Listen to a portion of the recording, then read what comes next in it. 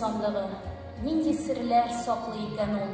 Гомер буе җыйган хәзинәме, әллә инде күңел бизәгеме? Нинди серләр саклый икән ул?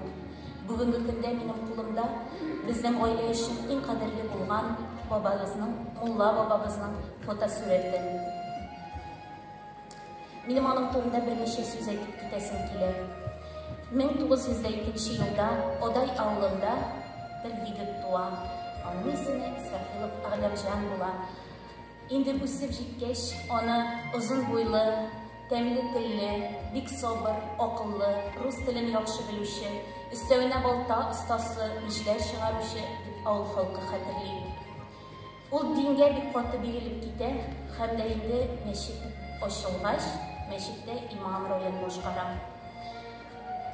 Динне bir нәрсәгә алыштырмыйчы, аңа инде тәкъдим иткәннәр. Бераз туктап, вакытлар авыр бит, 4 балам бар, аларның шатасы, ишеткәсе, тәрбия бирәсе дигән.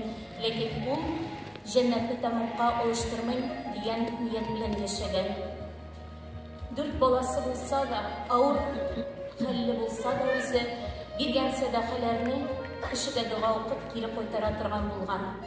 Хәтта инде фронтка хатлар язырга авылдашларына булыша. Инде налоглар аткач мәчеттә ул үзе түли алмагач, хәлле кешеләрдән сорап налоглар түли мәчет өчен. Мәчетне җылытырга кышын утын булмаганда да инен бер пичмагын сүтеп, мәчетне алып килеп яга башлый. Динне ташламаган өчен, күңел тулап бабамны сагынабыз. Динне ташламаган өчен аны кулга алалар, башка Кукмарага алып китәләр, аннары Казанга алып китәләр. Казаннан аның канлы күлмәген алып кайтып, Казанда атылды дигән хәбәр килә. Ләкин инде моны туганнар ачыклыйлар архивтан, документлардан.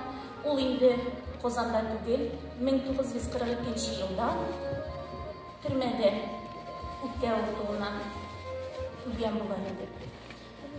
Аның балалары ятим кала, һәм дә инде безнең Хәтирә абыстай хатыны инде